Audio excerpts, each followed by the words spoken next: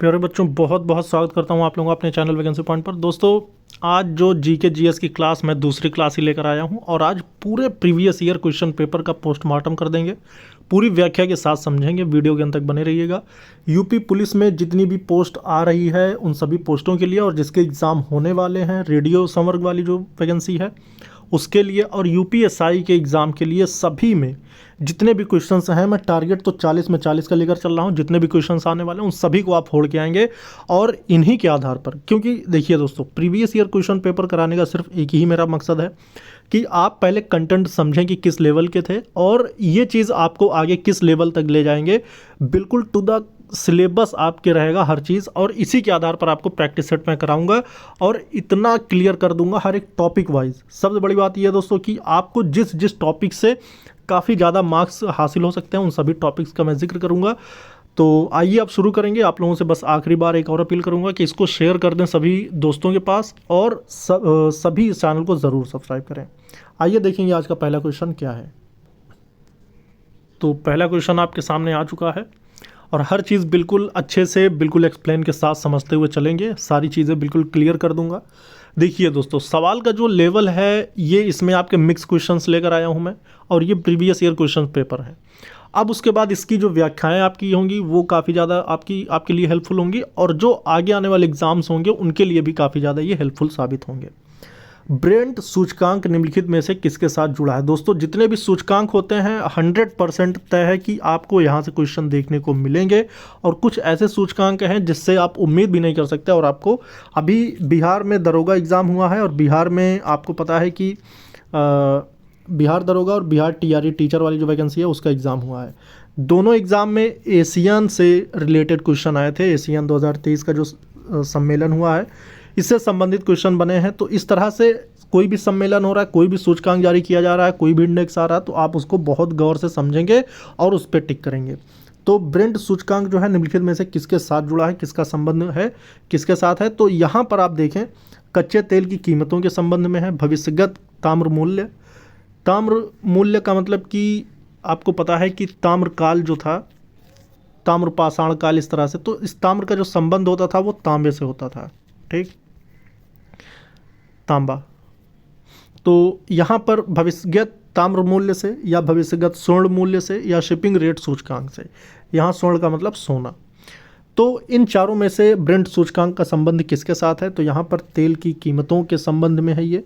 और अगर इसके संबंध में जानने की कोशिश करें तो ब्रेंट सूचकांक कच्चे तेल की कीमतों से संबंधित है। और ब्रेंट जो क्रूड एक प्रमुख व्यापार वर्गीकरण है जो विश्व भर में कच्चे तेल की खरीद के लिए एक प्रमुख बेंचमार्क मूल्य के रूप में कार्य करता है। और अगर जानने की कोशिश करें तो ब्रेंट जो होता है क्रूड मुख्य रूप से उत्तरी सागर एवं उसके आसपास के क्षेत्र से निकाला जाता है। ये उत्तरी सागर के आसपास के क्षेत्र में ये जो कच्चे तेल होते हैं वहाँ निकाले जाते हैं। निम्नलिखित में से कौन सही सुमेलित नहीं है? दोस्तों, ये सारी पंचवर्षीय योजनाएं हैं। 4 दिया हुआ है, प्रथम पंचवर्षीय, द्वितीय पंचवर्षीय, तृतीय और चतुर्थ। इसमें आपको इनके ईयर से मिलाने हैं और कौन सा नहीं मिल रहा है ये आपको बताना है। तो यहाँ पर मैं बता दूं कि देखिए, जो पहली पंचवर्षीय थी, पहली पंचवर्षीय योजना, ये 1951 से 1956 तक चली थी। दूसरी पंचवर्षीय योजना जो 5 वर्षीय योजना थी 1956 से 61 तक चली थी, बिल्कुल सही है। तृतीय पंचवर्षीय योजना 61 से 66 तक चली थी, बिल्कुल सही है। चतुर्थ पंचवर्षीय योजना 1966 से लेकर 71 चली थी, ये बिल्कुल गलत है। तो ये 1966 से लेकर 1961 तक नहीं चली थी, बल्कि इसका क्या हुआ था, ये 1900, देखिए दोस्तों, जो चौथी पंचवर्षीय योजना का जो कालखंड माना मतलब तय किया गया, ये 1969 से लेकर 1974 तक का है। ठीक है, इसके बीच में जो गैप रहा तो इस प्रकार से किसी प्रकार की कोई भी पंचवर्षीय योजना नहीं आई।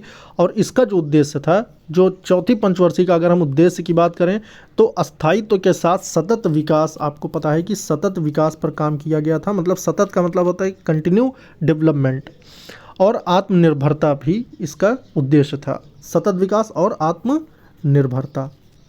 ठीक है, तो आत्मनिर्भरता का लेकर आपको पता है कि पीएम मोदी ने काफ़ी ज़्यादा इसकी आवाज़ उठाई और इसके लिए काफ़ी ज़्यादा योजनाएं भी उन्होंने चलाई। तो ये तो करंट की बात थी, लेकिन इस योजना के अंतर्गत आपको बता दें कि जो वार्षिक वृद्धि थी 5.7% निर्धारित की गई थी, किसके? चतुर्थ पंचवर्षीय योजना के तहत। मगर आपको पता है कि इसकी जो वृद्धि प्राप्त हो पाई थी, उद्देश्य तो ये लेके चले थे, लेकिन प्राप्ति कितनी हुई थी? 2.05%। ठीक, सिर्फ इतना ही प्राप्त हो पाई, तो ये सफल नहीं हो पाई थी, ऐसा कुछ कह सकते हैं। लेकिन इसका जो कालखंड है ये 1969 से लेकर 1974 तक था, ना कि 1966 से 61 तक। ठीक है, तो आगे बढ़ेंगे। दक्षिणी आल्प्स पर्वत श्रेणी कहाँ स्थित है? दक्षिणी आल्प्स पर्वत श्रेणी जो स्थित है दोस्तों, 4 ऑप्शन दिए गए हैं: ऑस्ट्रेलिया, न्यूजीलैंड, दक्षिण अफ्रीका और इंडोनेशिया।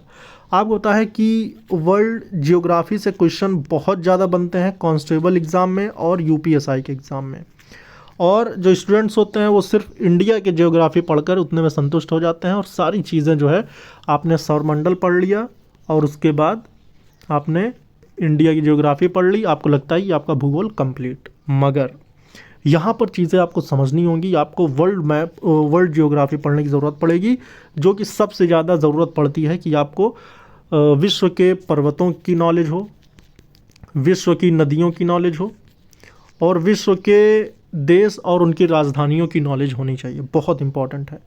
तो दक्षिणी आल्प्स पर्वत श्रेणी कहाँ स्थित है? और जो मैं आपको अपने प्रैक्टिस सेट लेकर आऊँगा जो जीके जीएस के होंगे, उसमें मैं आज तो ये अंतिम है, क्योंकि जीके जीएस आज मैं बिल्कुल लास्ट लेकर आया हूँ, और ये वो क्वेश्चंस थे जो टफ थे, जो आसान से क्वेश्चंस थे, तो आसान वाले जो क्वेश्चंस थे उसको मैंने इसमें से हटा दिया। तो कुछ कुछ नंबर आपको जैसे 78, 79 अभी आपको गैप मिल जाएगा 4-5 क्वेश्चन का, तो वो जो गैप मिलेगा ना, वो आपके वो क्वेश्चंस थे जो आसान थे, जो आप बहुत आसानी से कर लेते, तो मैंने वो क्वेश्चंस नहीं लिया था। जहाँ पर आपको कुछ एक्सप्लेन करने की ज़रूरत पड़े कि हाँ आप इस चीज़ को नहीं समझ पा रहे, जैसे यहाँ पर आपको हो सकता है कि आप कर भी लें, आपने पढ़ा हो, लेकिन अगर बहुत सारे कैंडिडेट होंगे, अभ्यर्थी होंगे जो नहीं पढ़े होंगे, इसलिए मैं कह रहा हूँ कि आप सभी अपने दोस्तों और मित्रों में शेयर करें, और ये प्रीवियस ईयर क्वेश्चन पेपर पर आधारित जो भी एग्ज़ाम्स हुए थे अभी तक, उन सभी का बिल्कुल इसमें मैं निचोड़ आप लोगों के लिए लेकर आया हूँ। दक्षिणी आल्प्स पर्वत श्रेणी कहाँ स्थित है? तो इसका जो सही और राइट आंसर होने वाला है, ये देखिए दोस्तों, ये जो दक्षिणी आल्प्स या दक्षिणी आल्प्स पर्वत श्रेणी कह सकते हैं, तो ये न्यूजीलैंड जो है, न्यूजीलैंड के दक्षिणी द्वीप के बीच से गुजरने वाला एक पर्वतमाला है, यानी पर्वत श्रृंखला है। ठीक है, पर्वतमाला कह सकते हैं। तो ये कहाँ से? न्यूजीलैंड के दक्षिणी द्वीप के बीच से गुजरने वाला एक पर्वतमाला है, और इस पर्वत श्रेणी की लंबाई कुल जो टोटल 500 किलोमीटर है। जो इसकी जो पर्वतमाला पूरी है, जो श्रृंखला है जो पर्वतों की, ये 500 किलोमीटर में फैली हुई है। और इसी पर्वत श्रृंखला में न्यूजीलैंड का सबसे ऊंचा पर्वत, आप यहाँ पर गौर करें कि न्यूजीलैंड का जो सबसे ऊंचा पर्वत है उसका नाम क्या है? तो न्यूजीलैंड का जो सबसे ऊंचा पर्वत है या ऊंचा पर्वत जो है वो आओराकी है। कभी ये भी पूछ सकता है कि न्यूजीलैंड का सबसे ऊंचा पर्वत जो है या ऊंची पर्वत श्रृंखला जो है वो क्या है? तो वो आओराकी है। ठीक है, या तो इसको आओराकी की जगह ये भी कह सकते हैं कि ये कुक पर्वत, आओराकी, या फिर आप इसको कह सकते हैं कि कुक पर्वत। ठीक, ये दोनों नाम से ही जाना जाता है, आओराकी पर्वत या फिर कुक पर्वत। ये न्यूजीलैंड का सबसे ऊंचा पर्वत है। ठीक, आओराकी। अब यहाँ से आगे बढ़ेंगे और आपने समझ लिया होगा दक्षिणी आल्प्स पर्वत श्रेणी जो है न्यूजीलैंड में स्थित है। गंगा और ब्रह्मपुत्र की संयुक्त जलधारा किस नाम से जानी जाती है? गंगा और ब्रह्मपुत्र, अगर ये दोनों की जलधारा को मिला दिया जाए तब वो किस नाम से जानी जाएगी, इसके बारे में हम देखेंगे। तो जब गंगा और ब्रह्मपुत्र दोनों की जलधाराएं मिलती हैं तब उसे मेघना के नाम से जाना जाता है। ठीक, ऑप्शन नंबर सी बिल्कुल सही आएगा। वीडियो लाइक और शेयर कर देना दोस्तों, क्योंकि बहुत ही मेहनत लगती है बस इतने के लिए कि आप लाइक कर दें और सब देख लें, चीज़ें आपको पता चल जाए, नॉलेज आपकी बढ़ाने के लिए, बस इतनी सी सोच को लेकर। और एक शिक्षक जो होता है वो काम करता है एक शिष्य को आगे बढ़ाने के लिए। सिर्फ एक शिक्षक ही है जो अपने शिष्यों को आगे बढ़ाने की सोच रखता है। इसके अलावा आपको दुनिया में कोई भी नहीं मिलने वाला जो आपको आगे बढ़ाने के लिए काम करे, सिर्फ एक शिक्षक, और वो भी निस्वार्थ भाव से। इसीलिए शिक्षक को बहुत बड़ा दर्जा दिया जाता है, सिर्फ इसी वजह से। कोई भी शिक्षक होगा तो सिर्फ और सिर्फ कोशिश उसकी यही होगी कि आप ज्ञान प्राप्त करें और आगे बढ़ें।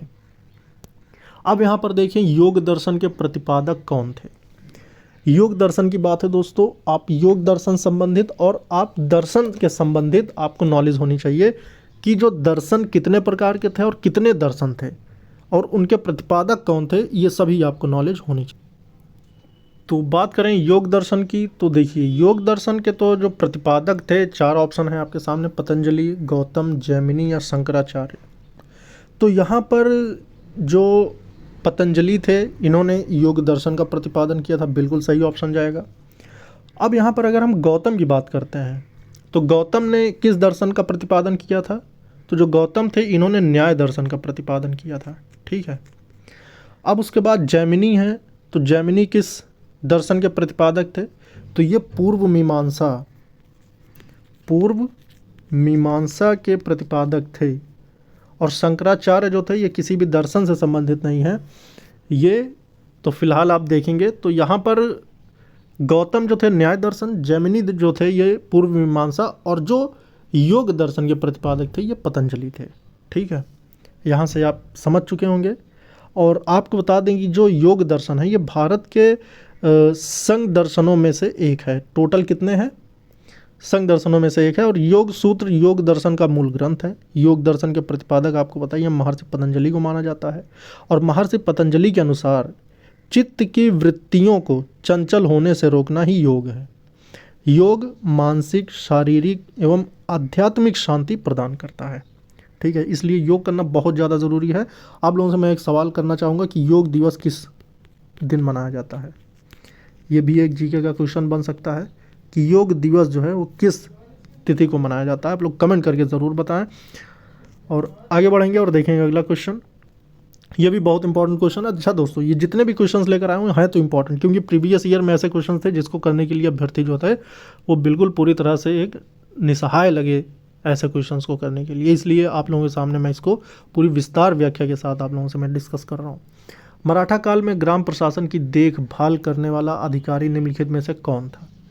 मराठा काल यानी कि यूँ कह सकते हैं मराठा का जो साम्राज्य था, उस वक्त ग्राम प्रशासन की देख रेख करने वाले अधिकारी को क्या कहा जाता? जो जिसके अंडर ग्राम प्रशासन आता था उसे हवलदार कहेंगे, पाटिल कहेंगे, चौधरी कहेंगे या फिर सरदेश मुख कहेंगे। तो क्या सही ऑप्शन जाएगा? कमेंट कर आप लोग बताएं कि क्या हो सकता है सही। वैसे इसका जो सही ऑप्शन हो सकता है 81 का, ये बिल्कुल सही जाएगा, पाटिल।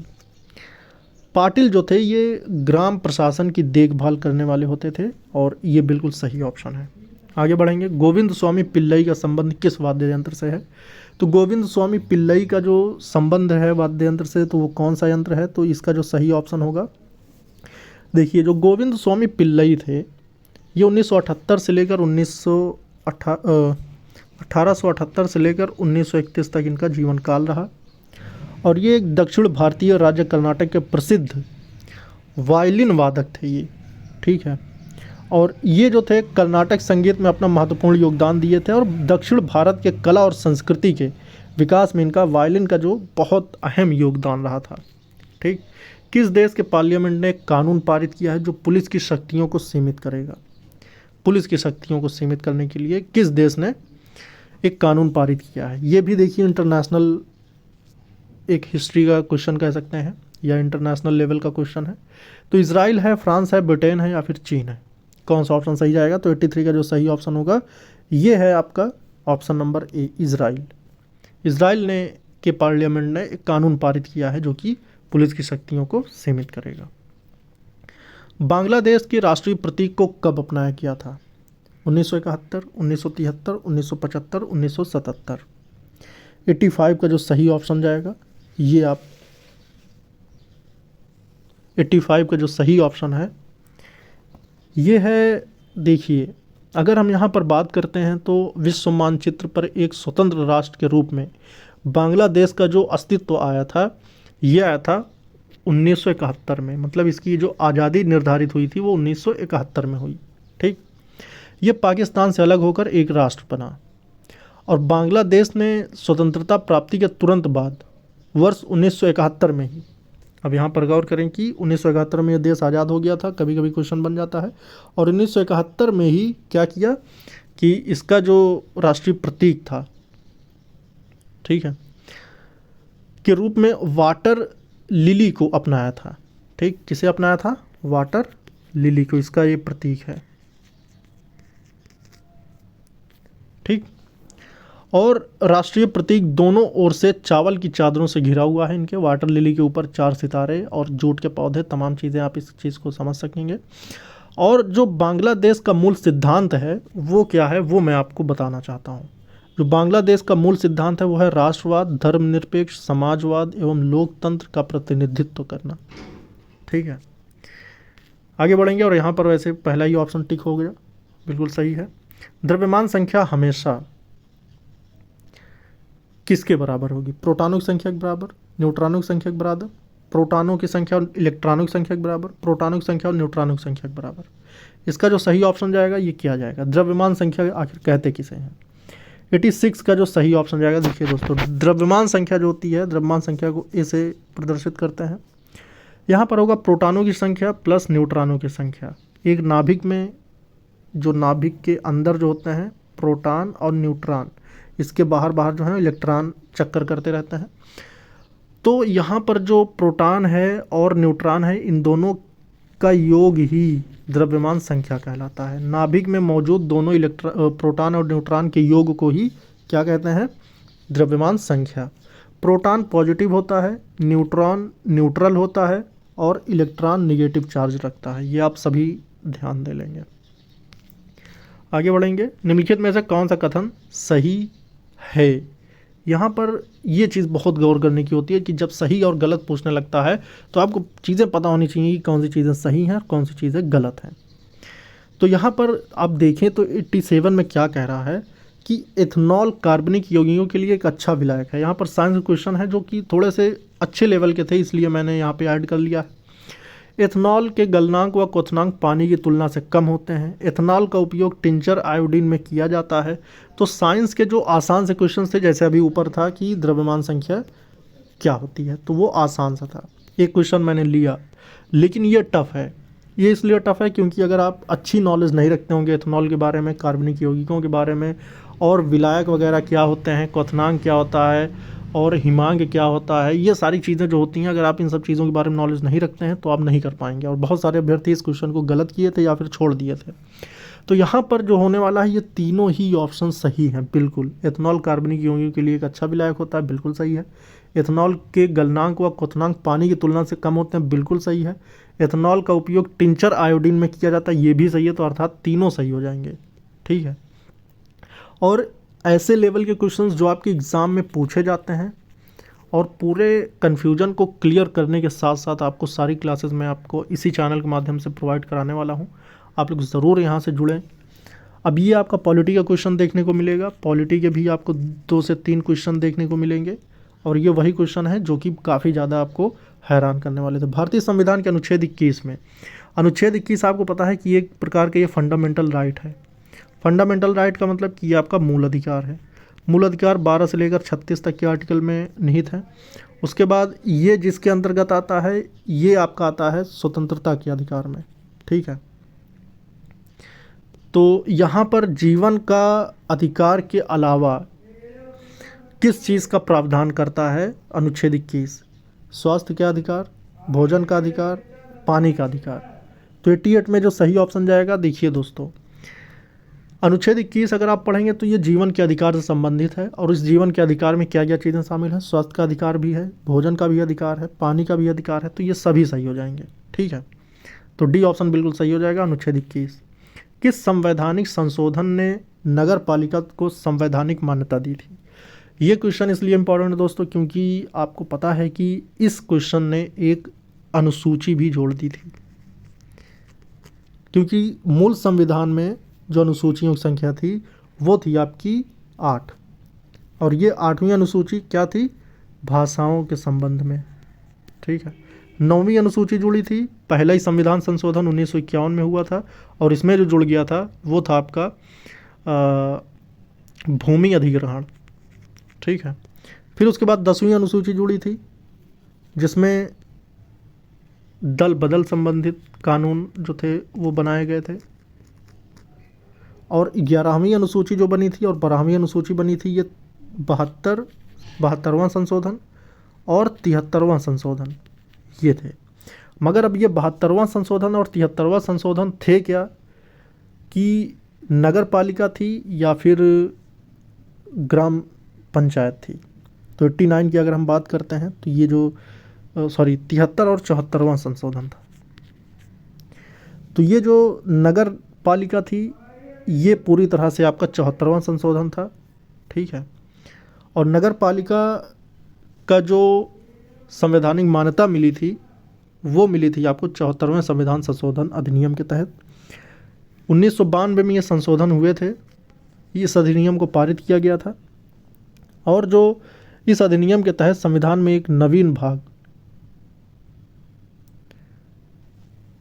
सॉरी यहाँ पे मैंने थोड़ी सी मिस्टेक कर दी, क्योंकि जो स्थानीय स्वशासन, देखिए दोस्तों, स्थानीय स्वशासन, स्थानीय निकाय और नगर निकाय। स्थानीय निकाय 11वीं अनुसूची थी और नगर निकाय जो थी वो 12वीं अनुसूची थी। और यहाँ पर जो नगर पालिका की बात हो रही है, यहाँ पर अगर हम बात करें तो भाग 9 का जोड़ा गया था। और भाग 9 के का में इसमें जो अनुसूची जो जुड़ी थी वो थी आपकी 12वीं। जो नगर पालिका संबंधित थी 11वीं जो थी आपकी स्थानीय स्वशासन से संबंधित थी, ठीक है, या फिर ग्राम पंचायत कह सकते हैं, ठीक। और इसके लिए अगर हम अनुच्छेद की बात करें तो 243 का ता से लेकर या तक, ता से लेकर 243, क्योंकि 243 जो थी इसी में आपका नगर पालिका और आपका स्थानीय स्वशासन यानी ग्राम पंचायत, इसका भी पूरा इसमें प्रावधान दिया गया है। क्वेश्चन बना था कि ग्राम पंचायत किस आर्टिकल में से संबंधित है, ग्राम पंचायत। तो देखिए दोस्तों, राज्य सरकार, एक तो राज्य के नीति निर्देशक तत्व में आर्टिकल 40 जो है, इसमें सिर्फ इतना सा प्रावधान था कि ग्राम पंचायत का जो एक ग्राम पंचायत होनी चाहिए, ठीक है, इसके गठन संबंधित आर्टिकल 40 में दिया है, ठीक। लेकिन ग्राम पंचायत का जो विस्तार है वो आर्टिकल 243 में दिया हुआ है, जिसके कई सारे उप आर्टिकल दिए हुए हैं, सब आर्टिकल दिया हुआ है, जो कि क से लेकर न तक है। उसके आगे भी है लेकिन वो जो है वो नगर पालिका संबंधित है, ठीक है। तो यहाँ पर जो 74वां संविधान संशोधन था ये 12वीं अनुसूची थी। और अगर भाग की बात करें तो भाग 9 का क था। और अगर इससे संबंधित बात करें तो 243 से लेकर 243 में ता से लेकर या तक इसके प्रावधान जोड़े गए थे। ये थी सारी चीज़ें आपको इस क्वेश्चन के तहत आपको पता चली। निम्नलिखित में से कौन सा वृक्कों में रुधिर से निकाला जाने वाला अपशिष्ट पदार्थ नहीं है?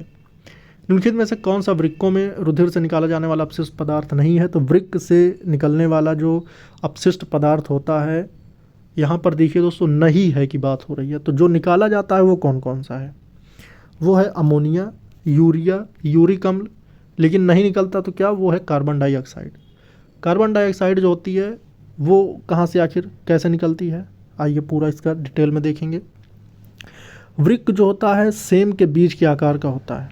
इसमें चारों ओर जो पेरिटोनियन झिल्ली पाई जाती है, उदर गुहा पीठ की ओर से कमर के क्षेत्र में कशेरुक दंड के दोनों और एक एक वृक्क स्थिर होता है। वृक्क शरीर से अमोनिया निकालता है, यूरिया निकालता है, यूरिक अम्ल को बाहर करता है, जो कि इसके अपशिष्ट पदार्थ हैं। तो जो अपशिष्ट पदार्थ निकालने का जो काम होता है वो वृक्क के द्वारा कौन कौन सा? अमोनिया, यूरिया, यूरिक अम्ल, तो ये तीनों होते हैं। लेकिन कौन सा नहीं है? तो वो है कार्बन डाइऑक्साइड। आगे बढ़ेंगे और देखेंगे अगला क्वेश्चन। जल के अणुओं की प्लाज्मा झिल्ली से चाल जो होती है वो परासरण कहलाती है। बहुत आसान सा क्वेश्चन था ये। अब यहाँ पर अगर हम देखें तो ये एक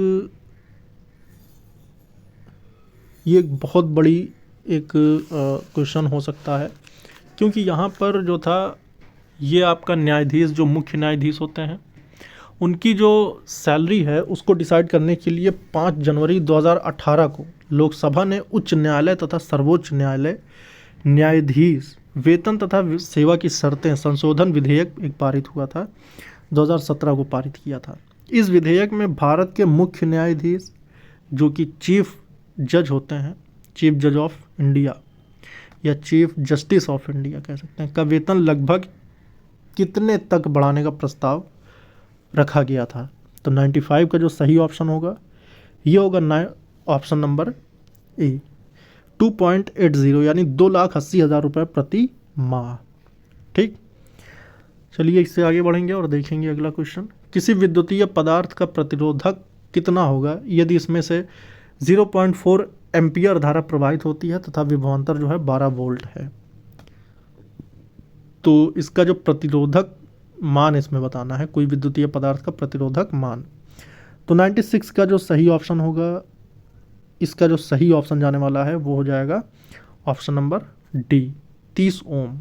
इसको सॉल्व करके जब प्रैक्टिस सेट शुरू होंगे उसमें मैं कराऊंगा जितने भी न्यूमेरिकल वाले क्वेश्चंस हैं, और न्यूमेरिकल से साइंस वाले जो जीके में क्वेश्चन हैं वो 2 क्वेश्चन आपको देखने को मिलेंगे ही मिलेंगे, ये बात 100% डन है। दूसरा क्वेश्चन भी आप देख लें, यदि पृथ्वी की सतह पर गुरुत्वीय त्वरण g है तो ऐसा ग्रह जिसका द्रव्यमान पृथ्वी के द्रव्यमान से आधा तथा त्रिज्या पृथ्वी की त्रिज्या के बराबर हो पर गुरुत्वीय त्वरण क्या होगा। ये थोड़ा सा आपको सोचने का विषय है, बाकी इसमें बहुत ज़्यादा कुछ है नहीं। तो यहाँ पर अगर आप समझें तो यदि पृथ्वी की सतह पर गुरुत्वीय त्वरण g है तो एक ऐसा ग्रह जिसका द्रव्यमान पृथ्वी के द्रव्यमान से तो आधा है लेकिन उसकी जो त्रिज्या है पृथ्वी की त्रिज्या के बराबर है, तो गुरुत्वीय त्वरण जो हो जाएगा वो g.2 हो जाएगा, यानी आधा हो जाएगा। ठीक, यहाँ पर ये चीज़ अगर आप समझ जाएंगे तो बिल्कुल सही कर देंगे। रिक्टर पैमाने पर कितने परिमाण से के किसी भूकंप की विनाशी ऊर्जा 4 परिमाण के भूकंप की तुलना 1000 गुनी अधिक होती है। तो कितने परिमाण की भूकंप की जो विनाशी ऊर्जा होगी जो कि 4 परिमाण के भूकंप की तुलना 1000 गुनी अधिक होगी। 98 का जो सही ऑप्शन जाएगा ये जाएगा 6। ठीक, चलिए आगे बढ़ेंगे क्योंकि वो एक करंट टाइप का क्वेश्चन था जिसको मैंने लेने की कोशिश करी लेकिन फिर बाद में समझ में आया कि कोई खास नहीं है, अब उसका कोई आने का कोई संभावना नहीं। सरकारी निकायों को नेटवर्क आधार और ई शासन समर्थन उपलब्ध करा रहा है NIC, NASSCOM, सूचना प्रौद्योगिकी विभाग, स्टेट बैंक ऑफ इंडिया। दोस्तों लेवल अगर बात करें तो क्वेश्चंस के जो लेवल रहे हैं, अगर आपको चीज़ें बहुत डीप नहीं पता है तो करना आसान नहीं है, क्योंकि अगर कोई संशोधन भी दे रहा है संवैधानिक तो संशोधन भी आपसे बहुत डीप पूछ रहा है। चीज़ें आपको बिल्कुल अच्छे से पता होनी चाहिए। सारे संशोधन चाहे पॉलिटी के, अगर मैं पॉलिटी की बात करूं तो संशोधन है, कुछ प्रमुख अनुच्छेद हैं, ये सब तो मैं PDF आपको प्रोवाइड करा दूंगा। अगर आप PDF ही पढ़ लेंगे तब भी आप इतना कर लेंगे। पॉलिटी से जो आपके हर शिफ्ट में हर एग्ज़ाम में 2 से 3 क्वेश्चन देखने को मिलते हैं, ये पूरी क्लियर हो जाएगी PDF से। और इसके लिए सिर्फ 2 क्लास लूँगा मैं, सिर्फ 2 क्लास पॉलिटी की 2 क्लास में लगभग 1 घंटे की क्लास होगी। इसमें आपको पूरा 2 से 3 क्वेश्चन क्लियर। बात आती है साइंस की भी मैं आपको PDF प्रोवाइड कराऊंगा जिसमें आपके फिजिक्स के न्यूमेरिकल्स भी होंगे, थोड़े बहुत जो आपके साइंस में जहाँ से भी क्वेश्चन बन जाते हैं उन सभी से आपको सिर्फ 2 क्लास लूँगा जिसमें 100 क्वेश्चन होंगे। इसमें भी सारे इंपॉर्टेंट टॉपिक मैं करा के बिल्कुल ख़त्म कर दूंगा। सिर्फ 2 क्लास 1 घंटे, तो बहुत ज़्यादा पढ़ने की ज़रूरत नहीं दोस्तों। आपके पास नोट्स जो होंगी बस उसी को आप लोग रिवीजन करते रहें। हिस्ट्री से भी आपने देखा बहुत ज़्यादा क्वेश्चंस नहीं होते हैं, तो हिस्ट्री भी बस 2 क्लास में आपको बहुत इंपॉर्टेंट जो दर्शन वगैरह से आप देख रहे होंगे क्वेश्चन आया था, तो चीज़ें बस वही हों जो आपको पता होनी चाहिए और जितना आपसे एग्ज़ाम में पूछा जाए। बहुत ज़्यादा डीप जाने की ज़रूरत नहीं, एक चीज़ पढ़ने की ज़रूरत नहीं। आप इतना ना पढ़ पाएंगे ना याद कर पाएंगे, बस उतना पढ़ें जितना एग्ज़ाम में आपको देखने को मिलेगा। फिर उसके बाद आपको जियोग्राफी से क्वेश्चन देखने को मिला है। जियोग्राफी का जो लेवल होता है वो थोड़ा सा इंटरनेशनल लेवल पे ज़्यादा देखा जाता है। कांस्टेबल में आप कितना भी प्रीवियस ईयर आप देखें तो आपको ये चीज़ देखने को मिलेगी। तो हर चीज़ बिल्कुल क्लियर है और कॉन्सेप्ट आपका क्लियर होना चाहिए। अगर आपने कॉन्सेप्ट में कहीं पर आपने गड़बड़ी कर दी तो चीज़ें वहीं से आपकी डगमगा जाएंगी। और डिमोटिवेट नहीं होना है, डिमोटिवेशन बिल्कुल अपने दिमाग से निकाल दें, मोटिवेट रहें और हर चीज़ को पॉजिटिव लेके चलें। और आपके साथ वैकेंसी पॉइंट चैनल जुड़ा हुआ है जो कि आपके हर महाज पर साथ देगा। आइए आज का अंतिम क्वेश्चन कर लें कि सरकारी निकायों को नेटवर्क आधार और ई शासन समर्थन उपलब्ध कौन करा रहा है। तो 100 का जो सही क्वेश्चन हो जाएगा ये हो जाएगा आपका NIC। ठीक है, NIC। तो आज की बस वीडियो यहीं तक। आज का GK का प्रीवियस ईयर क्वेश्चन पेपर संबंधित सारे क्वेश्चंस को मैंने क्लियर किया है। कल से आपको जो है प्रैक्टिस सेट कराने की मैं कवायद शुरू कर दूंगा। इस वीडियो में इतना ही दोस्तों। जय हिंद, जय भारत।